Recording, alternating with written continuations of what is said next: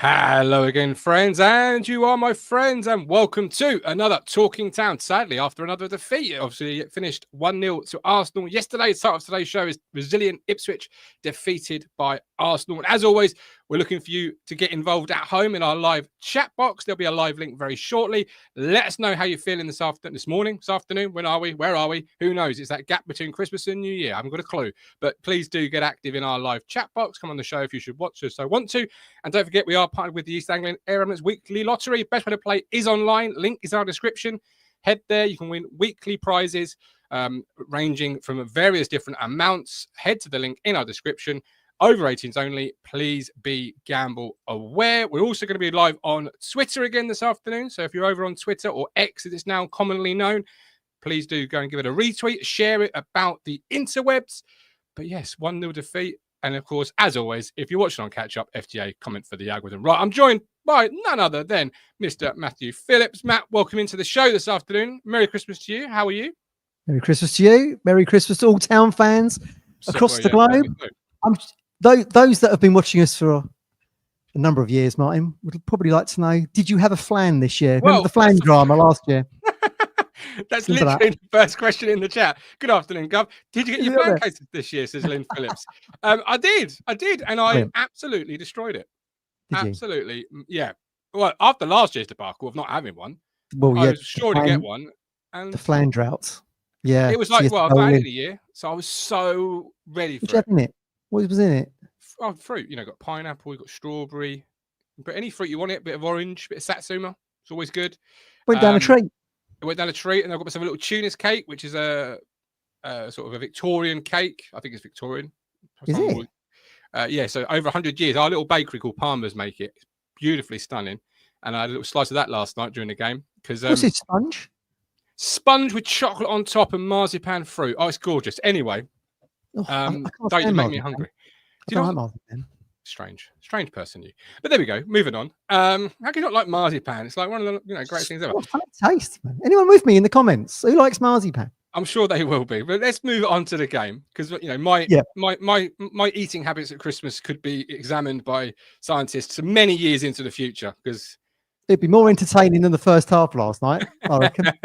Well, that ain't going to be too difficult, is it? But let's start with the lineup. Obviously, made some changes tactically. In came Johnson, Wolfenden, Greaves, Phillips, and Delap. Let's start with the back line. Johnson, Wolfenden, and Greaves. You say it wasn't entertaining that first half, but it was very solid. It was very structured. It was very almost un-McKenna Ipswich-like, in the sense of we were content with sitting behind the ball, not really crossing the halfway line, let's be honest, although we did have a great chance inside the first 35 seconds. How did you see that lineup, that back three, that back five, that formation change? Because I'm really keen on keeping it, if I'm honest. Well, it caught me by surprise. I was in the boxing gym this morning, and the Arsenal fans that were there that had gone last night were like, "What are you doing? 5 at the back?" They said that's what we was expecting. So I take my hat off to McKenna for trying something different, because, after the Newcastle game, we were sat here saying he just does the same thing over and over and over. The 4-2-3-1, passing out from the back. And where has that yielded us? Second from bottom. I'm pleased that he tried something a little different. Unfortunately, it made us more toothless than what we've been at the top of the season. I mean, what was the Opta stat was 84-16? It was like the most one-sided half since Opta began, or something daft like that, wasn't it? But I'm pleased he did. He tried something different, but it didn't work. I mean, you go one down. What was it? 22 minutes? Was it 22, 23 minutes? Poor defending, you have to be honest. Scores the goal. I don't know, mate. I guess I understand why he did that, because you're coming into the game on the back of a 4-0 loss to Newcastle, where we've gone too gung-ho within the first 30 seconds. I've sat in this very seat and said, what the bloody hell was he doing? And then you're playing a side that has just drummed Crystal Palace 5-1 at Selhurst Park. Yeah. And now the two must meet. So it made sense to me. But, we might as well have won the orange kit from last season in the first half and been traffic cones, because it was a training game. It was a fixture fulfillment, wasn't it? I would imagine teams that would go to Arsenal in the FA Cup from League Two or whatever would show more attacking ambition than what we did last night, because you're just inviting the pressure on. But as you rightly say, right at the very top, we've conceded goals within the first minute. We almost score one ourselves. We almost score one. Absolutely. Which would have been really interesting because then you've got, that kind of something to hold on to. Structure to hold on to something. But Smodic's on foot. Well, it's come off Gabriel, did it? Come off his shoulder. And it comes to Smodic's around the 6-yard box. And he tried to sort of stab it, didn't he? Try and stab it goal bound. But, it didn't happen. But you say it was a traffic game, Matt, but, traffic cone game. But I disagree. Yeah. I was really... stats will say what stats say, but I literally didn't care what the stats say. Let it be the lowest possession since stats began. We were solid, we were structured, we limited chances to Arsenal. Like, you can't say they had too many big chances throughout the course of the game, but you kept yourself in it. Now we've been out of so many, like Newcastle at home. The game's over within half an hour. You've got nothing to hold on to, nothing to our own fault. Yeah, Man City away, we obviously take the lead there, but again, very quick succession, the game gets away from us. Yeah. In these bigger games, and our season isn't going to be defined by playing Arsenal, Man you've City, always said that. Etc. But you've got to get yourself something in the game. You've got to get your foothold in the game. You've got to give yourself a platform in which to build from. And that's what happened for me. Yes, we went a goal behind, not part of the script, but Sailor V, that happens sometimes. But that second half only happens because that first half is so pragmatic. That first half is so structured, so defensive, that you've got yourself in the game to allow yourself to start to build some pressure at some point. Still one down though, weren't we? We're still one down after 23 minutes. So, look, our XG for the first half was 0. Might as well still been on the team coach. We didn't cross the halfway line, did we? It's going to be hard to have. It was more conservative than Maggie Thatcher's underwear. So they don't count that Schmodic's opportunity as a. Well, if you don't make contact with the ball, I suppose. But it still falls inside the 6-yard box. True. Goes back to your thing. Who's deciding the XG? Who's the bloke pressing the button on? Expected goal's got to be somewhere in there. It's a half chance. Here's a question for you then. Why didn't we play these tactics at the top of the season against the Manchester City, against the Brighton, where we were under absolute pressure there at Brighton, weren't we? And we got the 0-0. Why have they decided? I just wonder why we fleshed it out earlier. I can understand why we've lost 4-0 and Arsenal won 5-1. I just wonder why he hasn't been more defensive in the earlier parts of the season. Could it be naivety? Could it be a bit of a bullish behaviour, belief that this is our way and we can hurt teams this way, and etc. Because we are, last year was very much you score 3, we'll score 4. Kevin Keegan, Newcastle. This year that ain't going to happen. If you score 3, we might score 1. We might score 2. We're much more likely to win a game 2-1 than we are to win it 3-2, 4-3, etc. in this division. The stats, if you want to use the stats, tell you that. But in terms of the 3 defenders coming in, Johnson, Greaves, and Wolfie, how did you see their performance? Because obviously the goal itself is bad defensively. Greaves is kind of not marking anybody. Wolfie sticks out a leg, doesn't really get anywhere near it. Galvin's in there too at the near post. So Trossard's on the left side of the box. He goes past Johnson. So you got Phillips, Wolfie, Greaves, and Leaf at the back post, marking no one really. And it was bad. I mean, where did they think Trossard was going to put the ball? It was obvious it was going to go into the middle of the box, right? And he beats Johnson too easy as well. To be honest, let's be fair to that.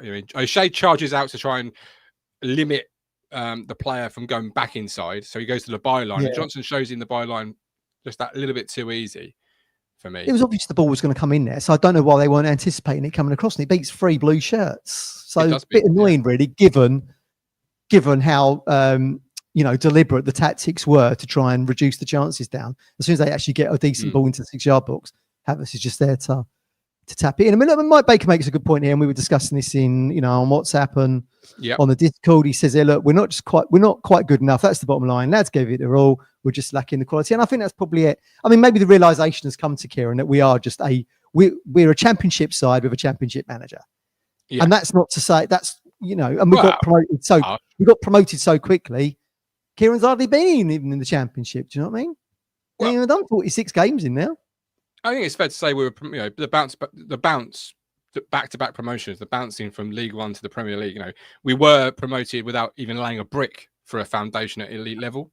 Yes. We've had to do it in one summer. It more or less. But part of that is also annoying me as well. Like we had Matty Holland, the ledge, but I'm going to criticise him here when he's talking to Gabby Logan on Amazon last night. He goes, "Well, 18 months ago we was in League One." It just, just stop that mindset a little bit. We've got. But it shows as well. That's the problem. It shows. On merit. We're there on merit, and we're there. And as I said to you yesterday, we're there. We want to stay there because a lot of us remember It's taken 23 years to get back there. It ain't absolutely. automatic. If you think we're going to go down next season with the parachute payments and think it's automatically bounced back, just look at Luton at the moment. Yeah. Ask Luton. How's that? I don't want to be doing another 25 years of the football. I don't want to do another season. No. We're back to where we've always, where this club has historically been a top flight side, albeit you're right, 60s, 70s, 80s.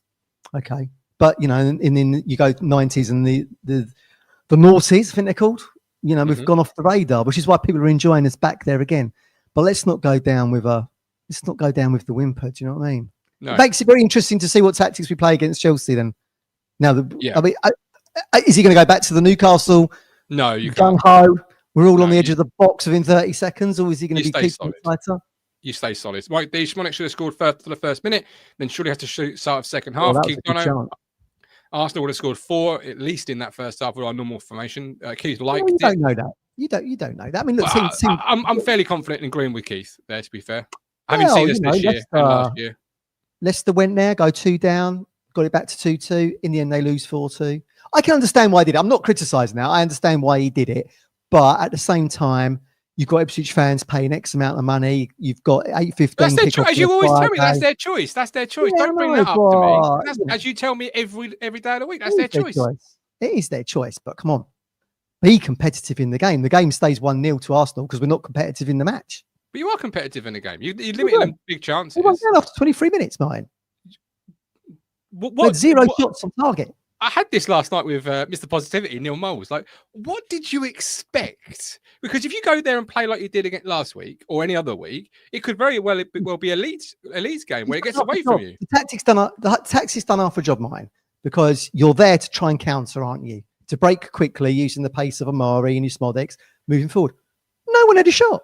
But equally, had Brody managed to slide that ball into the bottom net, the bottom corner in the final minutes, everyone would be saying, what a great game plan by McKenna. Kept it tight, kept us in the game, gave us that platform. You can't, it's fine margins at this level. But I hear what you're saying. We'll see what the chat's saying as we move through the course of the show. Taylor's come on. He had one shot that was blocked, didn't he? It was just, even Shearer said it himself, didn't they? They were overpassing around the box. Get the ball into we'll get to that in a moment. Penalty area, right? That still annoys me now. Get it into the mixer, son, as they say. Into the corridor of uncertainty.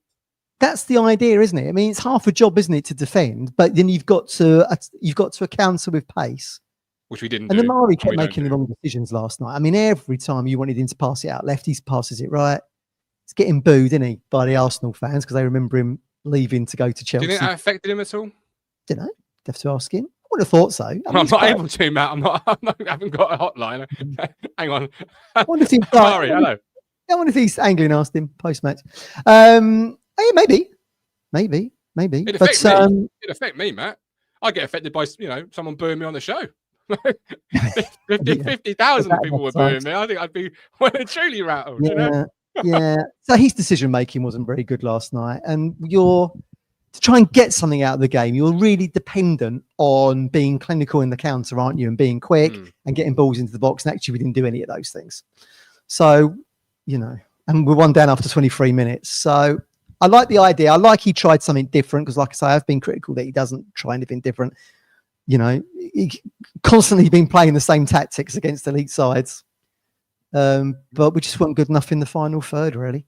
I mean, what did the lap have as touches in the first half? I think he made like 3 passes, didn't he, in the course of the game? He had 14. I looked it up earlier. He had 14 touches in the whole game. Yeah, and as you rightly say, isolated. Why did he come off? He's had a rest. Drive me mad. He had a rest. At least play 90. I mean, I know Stephen Parron yesterday's match reaction show. I think it was Steve or Lee said, you got Chelsea coming up next. You need to, but play the game you've got in front of you. It's 1-0. Like you might play Chelsea on Monday night, be 3-0 down inside 15 minutes. Saving him for Chelsea, just having to be third in the table. Yeah, but so my mindset is play the game that's in front of you. Don't think what's coming up. Play the game in front of you. And that game there, towards the end of the game, was crying out for someone in the middle. Like if people are saying to me, and I'm saying it, put the ball in the box. But who are you putting the ball in the box to? Like who's going to win a header? Who's going to get across the front of the defender? And he takes him off and brings El Hamadi on. Who's the third choice striker? Sheeran? Is he coming on? Wearing 17? I don't know. He was there. He could have done. Should have just kept. I don't know why Delap can't do 90 minutes. I have no idea. No. And in terms of Amari, if we've missed this in post-match interviews, whatever, put it in the comments. I don't know. At least Calvin done 90. There's a first. Yeah, and I'm very protective of Amari because he's going to be such a great player. But what you're seeing here now is what you saw in the Championship, really. A young player learning the game at the top level. Last year, he was learning the Championship, and he came so good towards the back end of the year. This year, again, I thoroughly think he'll have a great second half. I think it's building blocks. This sounds like wishful thinking to me. No, I'm basing it off the talent we've seen. He's got talent, bundles of it, bags of it. Well, the goal against Man United shows you that. Yeah, but it's that curve, isn't it? It's that curve I always talk about with young players. They go, it's not a linear, it's not a straight line of development or a straight or a line going up. It's that you have peaks and you have troughs. You're getting another right-sided player then in the window to put him in at the 10. Not particularly. I still want Smonix in the 10. Never going to see it. It's one of those things. It's like 150 million on the Euro Millions. I'm never going to see that either. But yeah, I can keep open and praying for it. Does look out of his depth to you a little bit now we've done half a season? No. Not scored a common load yet, has he? Isn't he like our second top goal scorer? Which isn't saying much, but is he like our second top goal? Asterisk that sentence, but he got a good finish he got a poacher's finish against Manchester City. He scores a good goal at Brentford. The overhead kick at Spurs was very good.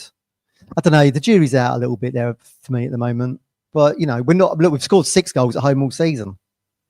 I don't know. I don't know what the answer is against Chelsea. I don't know what he's going to do against Chelsea. I've no idea. Does where, like you said last night, he travelled. Where Bird gone?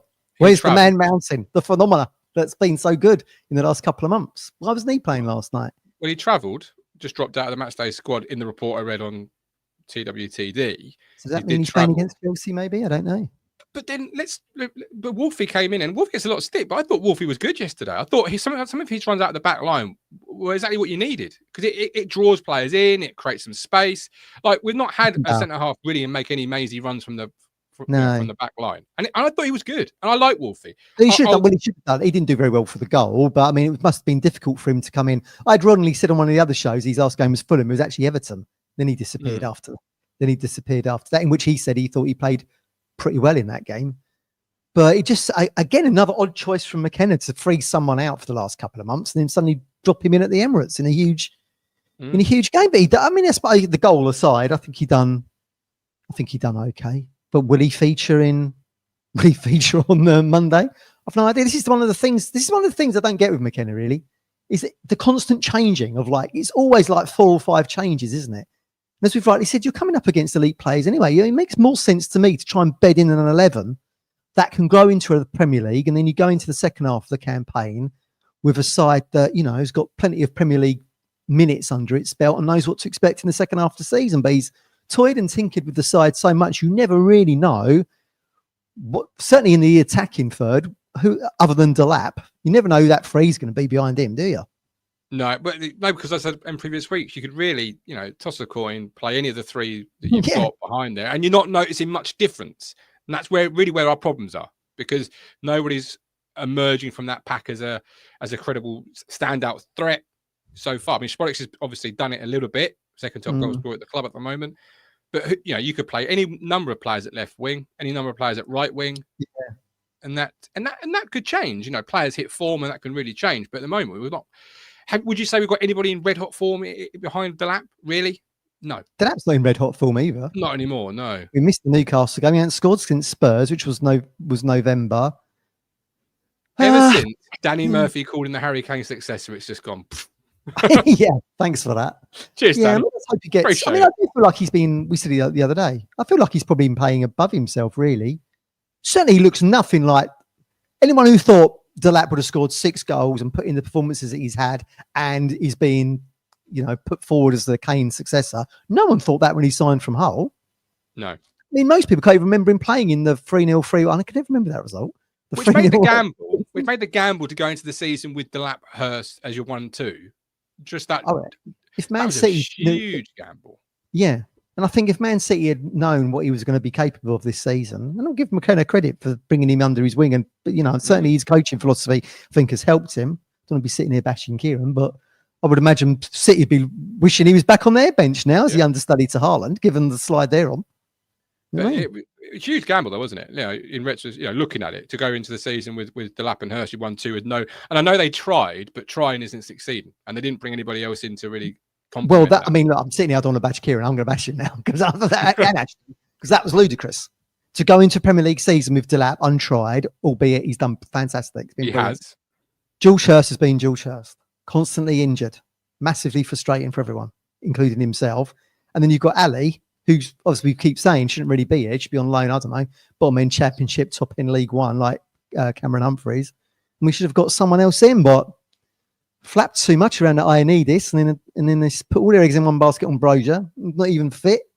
Put in a bid for Alaf too late, so Middlesbrough can't bring someone in. Let's hope maybe he's in the door this time next week.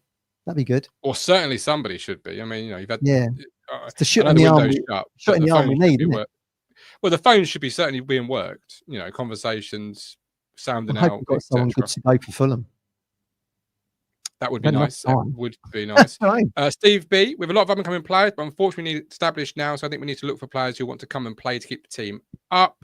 Womble, our goals 4 are similar to the teams around us, apart from Wolves, who scored 29. Oscar S, we need to build the championship now and test them for the rest of the season. There's no giving up. No waving the white flag here, Oscar. Don't give up. No, like we say, we want to stay in this division. I mean, it's taken so long to get here. This is the place to be.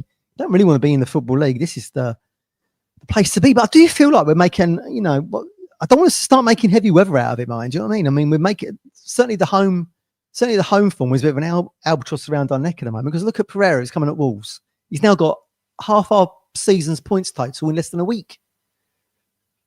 He's got 6 points in his first 2 games. Managerial bounces don't last forever, and eventually, you would imagine one of their best players is going to be facing a ban, isn't he? I mean, surely by the time I retire these podcasting headphones, he would have had a ban. Why is he not banned now? What date did we play them? That's what I mean. Was it the 14th? 14th of December? Yes, he was, wasn't it? Week before, yes, December the 14th, week before Newcastle. He got charged. He's been charged by the FA. 2 weeks today, wasn't it?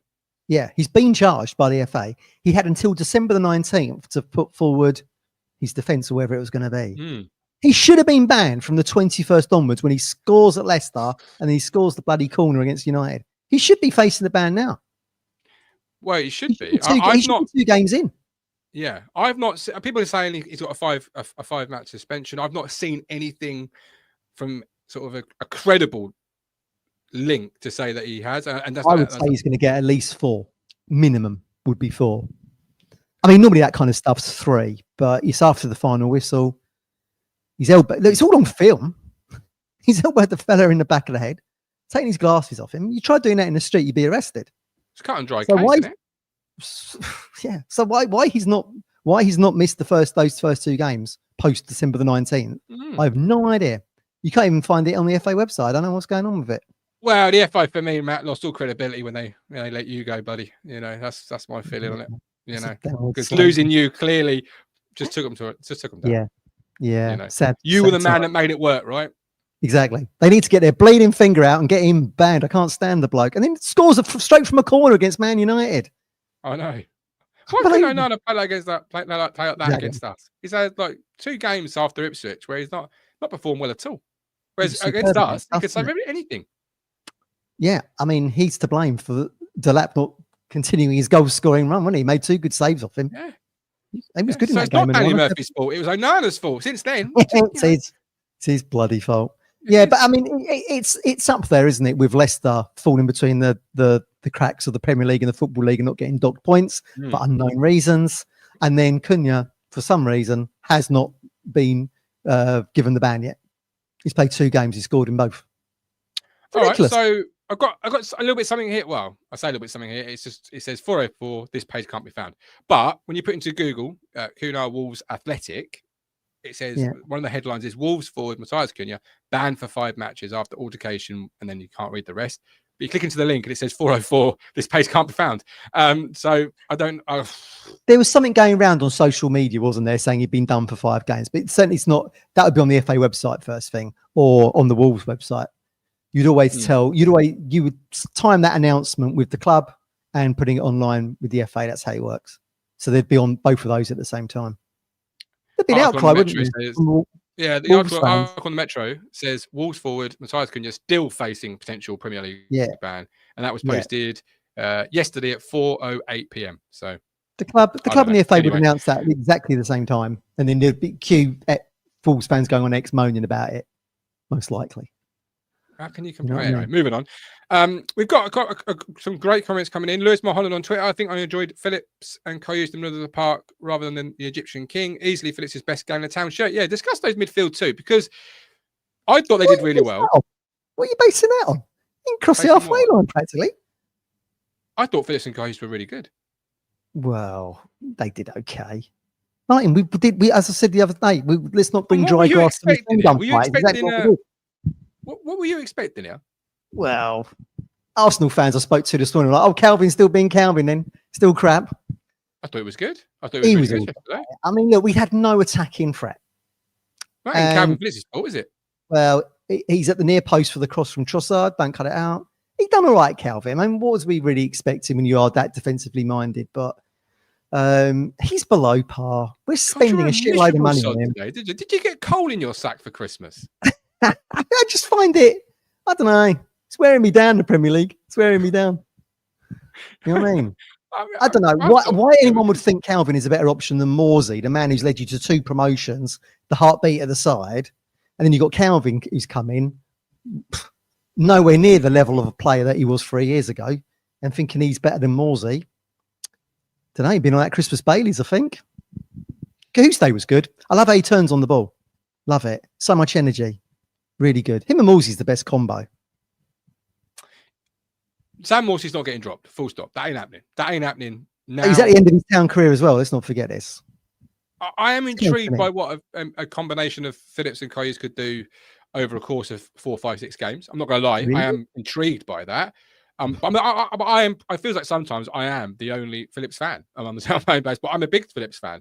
What have you seen so far in a blue shirt then that you like?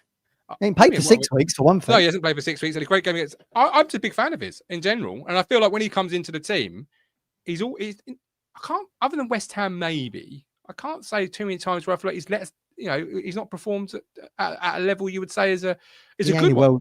He's not exactly a world beater either, though, is he? This is the problem. But again, I think it was expectation, a bit like the season expectations. Some town fans thought we'd come in and do what we did under Burley. And I feel like people signed Calvin Phillips and they thought they were going to get Calvin Phillips of the European Championships, of the Leeds days. And we know that's not the player. He's still working his way back to that. But he brings experience at the top level. And you could see that at times yesterday, in the way he was talking to his players. He brings experience at the top level, which we don't have. You have to admit, we don't have that amongst the ranks. Yeah. No, that's a really good point. I just don't see how you could use yesterday's 90 minutes as a reason to keep Morsey out of the side. It's ludicrous. No, it's not. It's not happening. No, I was just confirmed that's not happening. But I'm just saying, as a fan, I'm intrigued by, because it wasn't their first game together either, was it? Brentford, they had an equally good. Was it Brentford away? They had an equally good game together. Albeit they've gone together because, they played the Wimbledon League Cup, lost. Obviously, like strangers, didn't they? But the Tuesday is head and shoulders above Phillips in midfield. Like I say, he turns with the ball, he brings energy. He's so attack minded. I don't know. He ain't working Phillips for me, and I don't think last night is a game that you can really measure him by. But I mean, defensively, he should have cleared the ball. He's the first man on that near post after Johnson's been beaten. All right, you've been all right. Keith maybe. Well, Keith does say it's that time of year, Gov. We were in the wilderness this time last year. Exactly. In fact, they were the tactics we should have adopted last night to a T. Maidstone soaked up all the pressure, done us on 2 counter attacks, beat us 2-1. Yep. That's the game we should have watched. That's the game we should be emulating. Ian's with you. He says, "I'm with you, Matt Phillips. We're a championship club playing in the Premier League." Yeah, we are. Yeah. Sean says Declan Rice, who didn't he cost 100 million pounds? Declan Rice. I think so, yeah. Yeah. Sean says, I just want to make that note because Sean says Declan Rice controlled the midfield last night. That's the level of player we need. Sean, he cost the whole amount of our transfer budget in the summer. Like, we're some ways off, Sean. We're some ways off. To be fair, Calvin was half that. He was 45 going on 50, wasn't he? Yeah, but he's on the way back, isn't he? No, I mean, had injuries and frustrated seasons. He's on the way back. Well, I like, as I've said before, Calvin is supposed to be a really top draw guy, which is brilliant. You can see why they've brought him in. There's just too many footnotes on him. Like loads of asterisks next to his name. He's not been that good at Manchester City. He was rubbish at West Ham. He's low in confidence. Oh, we'll get him down Portman Road. Why are you trying to stay in the leading division? You know, I was hopeful he'd start afresh with us. And yeah, but you know, he's not really had, like we say, he's not even played for the last 6 weeks. He's got a red card. He's turned his ankle. He ain't played. I don't know. I just find it. I find it really annoying when really talented players are suddenly on this bit of a slide, and you're paying a shitload of wages on him, and they're just not delivering to the point you want. But then I don't think last night's the game that you could judge him on, given how defensively minded we were. That's fair. I mean, if you ask me, which you know, you've got that option to buy Karius.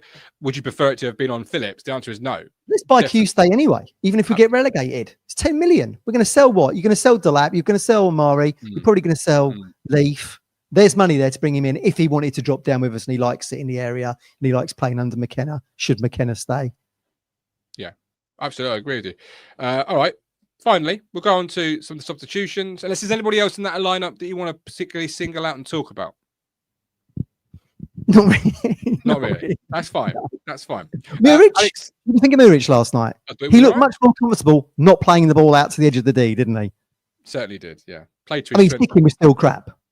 It was still crap. I mean, I think his completion rate was something like 58% or something.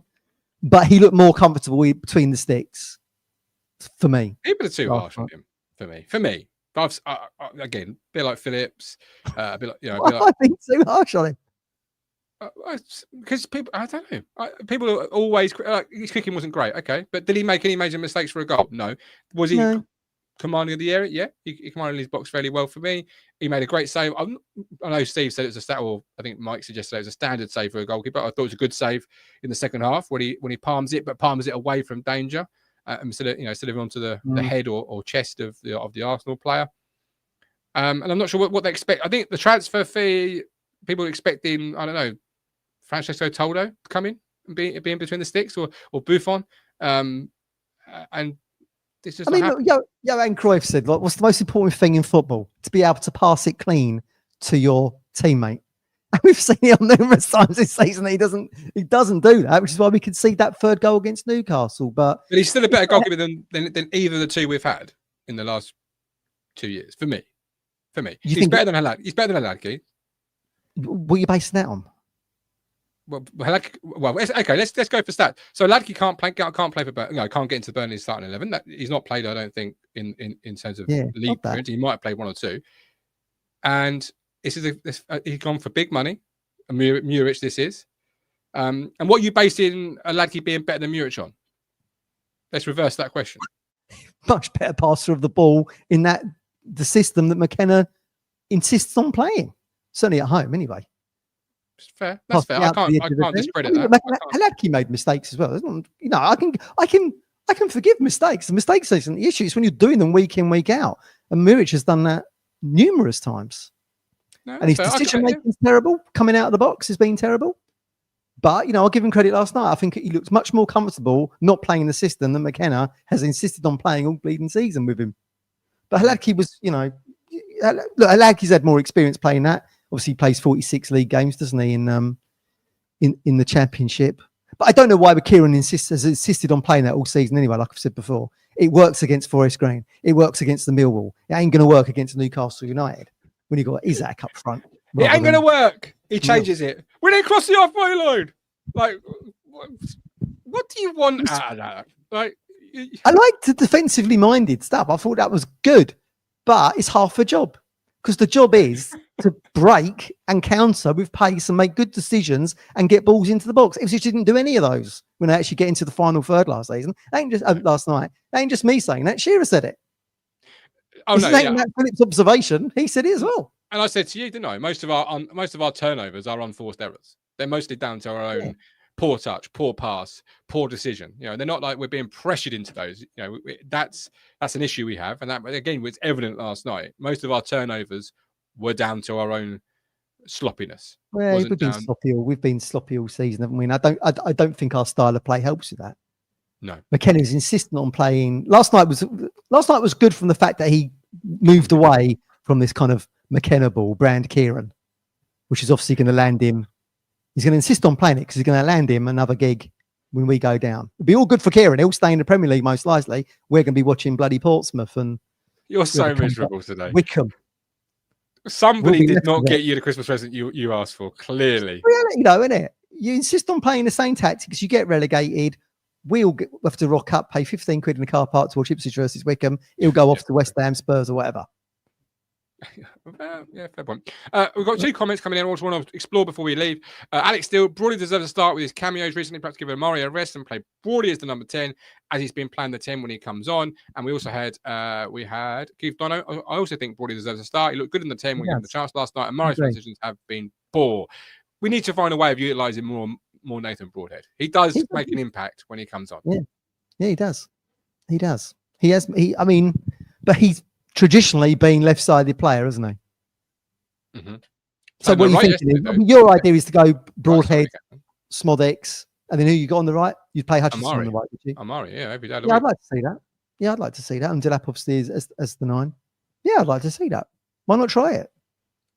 Well, he's bound to make a shed load of changes for Chelsea, right? Burgess going to come back in. Morsey will come back in. You got the 3 there. We don't know what that's going to be. We know Muric should be in goal, regardless of what errors he made. And we know Delap will be up the top. Will Burgess be back? Don't know. Dara captain last night. Yeah. But you've got to get a way of getting Broadly in this team. He is for me still one of the best players at the football club at receiving the ball in a tight space. Why is he not in the team already then? And being able to turn and run at We've lost 5 out of 6, mine. So why is Broadhead not even starting games? Well, this is the question, isn't it? This is the question. You know, we're not moving the ball with enough pace in the front line, but also not committing enough players. We're not running at anybody and committing anybody, are we? Oh, look at yesterday. Did we really run it? That's what I'm saying. We didn't execute in the final third. No, which is what Kieran wanted. But we're still we're still putting out the same sort of 3, if you like, or we're still not really saying, okay, well, that doesn't quite work. Let's see if this works or if that works. We're not seeing Smolix in the centre at all, really. Amari's played fleetingly on the right, and fleetingly on the left. We've not really seen Nathan Broadhead. You can't even really we're seeing Jack Clark in a huge chunk of new hair. Of the game. New hair, yeah, for new hair. Like that. Did you? Yeah, good. Yeah, looking good. Good. Anyway, we've gone from flans to Tunis cake to haircuts. Welcome to Talking Town. But just it's not working, is it? That 3. Let's be honest, it hasn't worked. None of it's working. Kieran's tactics have worked in the Football League. They don't work in the Premier League. You're so hard on him. I don't know why you're being so hard on him. It's not entirely. Do you want to stay in the Premier League, or do you want to go back down again? It's the ability. Is it the ability more than the tactics? You know, because it is a step up. We are learning. Jack Clark's come from the Championship, although we've not seen great spells of him. Not seen much of Nathan Broadhead. Smolix has got goals, albeit perhaps not as many as you wanted. Haven't evolved, they haven't evolved. In fact, what they've done is, we've got promoted twice in 2 seasons. We'll just do the same again. Well, it evolved last night, and you're happy with it. That was the evolution. Well, it worked for 23 minutes, and then they scored. And then we just couldn't get back in. Then we kept in the game, and we had some big spells. We keep in the game, to be fair. I mean, look, let's give some credit. We still had a chance going into the 90th minute to try and get a draw. And as we said, if you can get a point out of the Emirates, that would have felt like a win. But I just find it interesting that he didn't play those tactics like at Spurs, where obviously we go on. Well, it was very similar at Spurs. It was very similar at Spurs. But they were demolishing sides. Hit 4 against Villa, West Ham, Everton. They were scoring 4 goals. Yet we went there and got on the front foot against them. Yeah, but why now? Last night was very similar to the tactic against Tottenham. The difference is we countered much better against Tottenham. Yes, much better. I'd agree with that. Yeah, we didn't counter well at all yesterday. Let's be honest. It was until the second half. The second half, we were showing signs, showing a little bit of could we, prod and probe, and do something. In the first half was 0. In the second half, 0.16. I think he swore. It's lunchtime. I don't give a what XG it was, isn't, or hasn't been. Part of football stats now. Shows you how you're performing. It is. Part of my football stat, all right? You can have your XG. Okay, that's well, fine. You can't, just because you don't like it doesn't mean you can't discount it. Well, it does, because I host the show. But I'm not discounting it. I'm just saying. We'll edit this out, everyone. But we did show some promise towards the end of that game. You can't say we didn't show anything. You can't sit there and say for the course of the 90 minutes we didn't show some threat. In the box, though. We didn't get the No, ball we in the didn't. box. It goes back to what we've called it before, didn't we? Under Paul Lambert, stat padding. It went from the left to the middle, to the right, to the middle, back to the left again. But we lack quality at this Go level. and get the ball in the box. You don't do it. No, but we do lack quality at this level in the final third. That's clear. That's Yeah, and we do. that Well, needs it's to change true. in January. Yeah. Really. Yeah. How many players are you looking to bring into January then? What would you be looking at? I don't know. 3, 4. Centre forward, right winger. Right back? I'm content with the right back options we've got, if I'm honest. Because I want to move moving forward, I want to play that system. I think against lesser opposition, and I say lesser, and I mean that with all due respect, but I mean What we saw last night. This is a team that have been contending for the championship for the last 2 seasons. They're a team that, again, this year are contending for the championship. This is an elite level team. You're not going to play elite level teams every week, right? It's still going to be elite teams, but you're going to hope against some of the lesser teams in this division, and I mean that with all due respect. Who are they then? Well, that's true. Who are they? Don't know. That's Southampton, Wolves, and Leicester. Wolves and Leicester.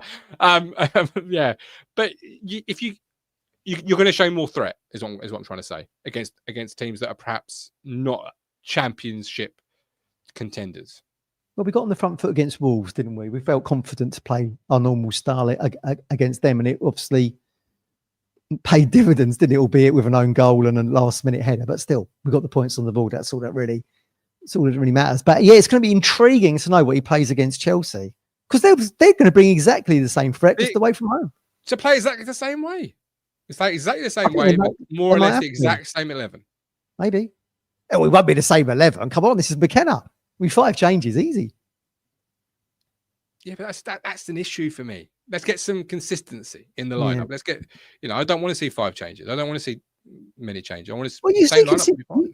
I mean, it's only not really consistent in the 3, isn't it? I mean, there's been a bit of a chopping and change around Greaves and Burgess, isn't there? But Muric is always playing.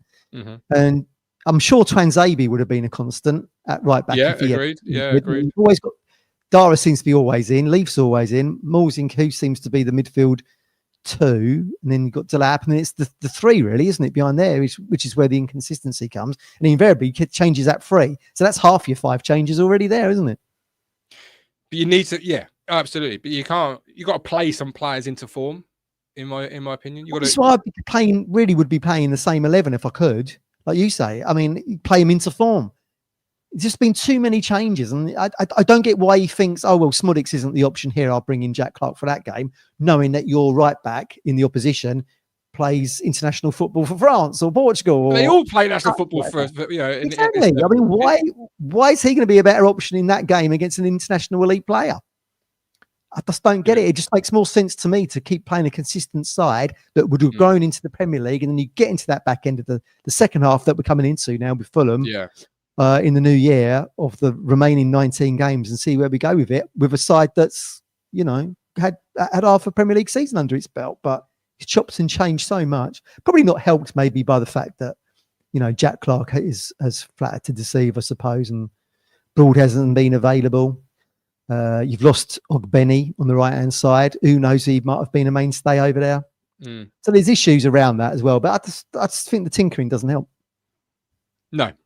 And we had that in his first year, didn't we? If I remember rightly, where we were sort of chopping and changing. When I had the Bristol Rovers meltdown and said, get him gone. He had Chapman and Broadhead on the bench. But then after that, we got more consistent, right? And he's been more consistent. And last year, he was very much a consistent in his selection. Yeah. But again, this year we've gone back to and maybe he's got multiple. And again, it comes down to multiple options that aren't performing to a high inform level. If you had players like last year, you couldn't drop anybody really because they were in banging form, scoring goals, having fun. They were undroppable. This year, you can very much select any 3 and roll with it, and that's an issue. That's why we are where we are. But that's the level. That's the level. But you've got to stay in this division any way you can, and I would much prefer staying in games and eking out 1-0s, 2-1 victories than I would Newcastle at home. Like, as much as I really will in 5 years' time look back and think, oh, I saw some great players that day, Gordon, Trippier, Isak when he's scoring goals at a very top level after a big money move to wherever perhaps Arsenal, whatever. I'm not saying Newcastle might be a club, but I'll look back and say, I saw those players live. Yeah, they were great. But I Yeah. don't want to see my team get absolutely thumped at home or any week. But so I'd rather have lost that game 1-0, been nice and compact, nice and tight, pragmatic. So why didn't you do that at the start of the season? Or do you think he's just only dawned on him after the Newcastle debacle? Don't know. Who knows? That's gone. But moving forward, let's make it tough to beat us. And I know it's a very much a different way of looking at it as the last 2 seasons. But stay in the division any way you can, by hook or by crook, and then evolve. Like Brentford didn't come up and play. From talking to the Brentford fan, from memory, they didn't come up and play expansive football in the first year. They came up and were solid. They stayed in division. They gave themselves a foothold to go and be this expansive football. Yeah, that's what we need to do. That's the principles we want to get back to, the championship style of football in terms of attacking quality. But shouldn't we have started the season like that then? Maybe so, but that's gone. We've got a second half left to go, right? Nothing's done and dusted. The lady's not singing. Well, he's warming up, but she's not singing. He's not singing. Yeah, the upturn in that then has to be better home form in the second half of the season. I don't know where. I just don't know where the home wins are going to come from. I mean, look, Man City's up in the new year, and that'll be their game where they suddenly start coming forward again. It's bound to be, and it's always the town, isn't it? I mean, we've got Man City, Liverpool back to back. That's another 2 games gone. Can we do something at Fulham on January the 5th? You're going to have to start picking up results against Wolves, one at Fulham, 4-1. Brighton's. Yes, Brighton at home. Opportunity there, maybe. Look, we gave a good look. We was under the cosh of Brighton, weren't we, at the MX? But we gave a good account of ourselves, and we unlucky not to maybe win that game, having hit the post, didn't we, in the second half? Triple O says, I think the system we played yesterday is exactly what we need moving forward. January, bringing 3 or 4 more token players. We lack options. Once the lap goes off, we look flat. Hart says, Jack Clark, how would you sum him up now we're almost halfway through the Premier season? I would say Jack Clark, we haven't really seen. I can't say definitively about anything about Jack Clark because I've hardly seen him enough to say, he's been well under par. He's been well under the expectations, but Chris Boyd. I don't want to be too negative here and say, look, Chris Boyd, you mean? He got the assist against Villa, and he gets the assist against Wolves. That was a fantastic corner he put over for the Taylor header, helped by the fact that Wolves didn't attack the ball. So he's had moments, but yes, he needs a goal most likely. He needs like the strike he got for Sunderland against us back in January this year, didn't he? So he needs something like that. Really, he needs a breakout. We've said it before. Some players need breakout moments, and he's not had one. He's not had. Villa one. was his best game, wasn't it? Like Broadhead when he arrived, the free kick in Sheffield, brilliant. But he needs something like that. Jack Clark needs something like that really to get his confidence up again. That's what he needs. Villa was his best performance. Yeah. Yeah, and then you've had places like the miss he has against Everton when it was on a sixpence for him just to score. Sticks it in the top tier of the North Stand. Yeah, he needs something to fall for him, really. Maybe a change of haircut will do it for him. Maybe some more minutes might do it for him. Well, you want Broadhead over there, though, right? Yeah, that's fair point. Yeah. So don't know. Hopefully something will happen for him. But that's because Broadhead's come on and made an impact. We're good. He's played himself into the shirt. I think it's always difficult as a substitution, but he's done well. Jack Clark, he's flattered as a substitution. He's not really impacted games, is he? That's the thing. No, he hasn't really. Problem you got with Broadhead is the more minutes you give him, the more likelihood he's going to get injured. But equally, when he came in, didn't the Sunderland fan tell us he was a chalk on the boots kind of player? Yeah. What, Clark? Yeah. Yeah, very much so. We ain't playing him as a chalk winger. No, we ain't playing him as a chalk on the boots kind of player, are we? Exactly. Another question for Kieran. Right? Yeah, that's the first thing he said to us, wasn't it? Yeah. Well, it goes back. What did you say the other week? What's the man got to do to see players see round pegs in round holes? Yeah. So that was the first, from memory, that was the first thing he said to us. Jack Clark's, he's a chalk on the boots kind of player. We don't play it. He's never once been on the byline for us. They're more inverted, aren't they? They're more tucked in, aren't they? Behind the lap to allow Dick Leaf the space to get forward. But he's obviously a quality crosser of the ball, like I just said, for the Wolves corner. That's a fantastic ball into the box. Yeah. Brilliant. That's why we won the game, really. He needs more moments like that, to be honest with you. But again, it comes down to Kieran's tactics on it. I mean, I find it baffling that, like you say, you bring in someone for 15, 16, 17 million from Sunderland, and they were gutted to lose, and not play him to the strengths that got you on the radar in the first place. All right. Don't forget we are part with Stowmarket Osteopaths. Give Freddie a call, 01449613633. Don't live life in pain. Give Freddie and tell him the Gov at Talking Town has sent you. The fact we've done the Chelsea preview, we've done everything in one show. Happy days. So this is our... It's not our last show of the year because we've got match reaction on the 30th and possibly a show on the 31st. So we're done for the day, is what I'm trying to say. This is the media mogul, Matt Phillips. I have been your host, the Gov. Thank you for watching. Like and subscribe. Join us again. Match reaction, post-Chelsea, win, lose or draw. Join us for an honest take of what we've just seen. Hopefully it's good news, but Matt is looking at me like he thinks it's going to be one of those defeats or a draw. We've got to hope Martin's well enough. He's been poorly today, everybody. He's got a bad throat. So he's done well to get through this hour and 10. I have. But thanks for watching. Really appreciate it. Have a great rest of the day. If I don't see you before the new year, Happy New Year to you all. But as I say, we're back on the 30th for a match reaction. Enjoy. God bless.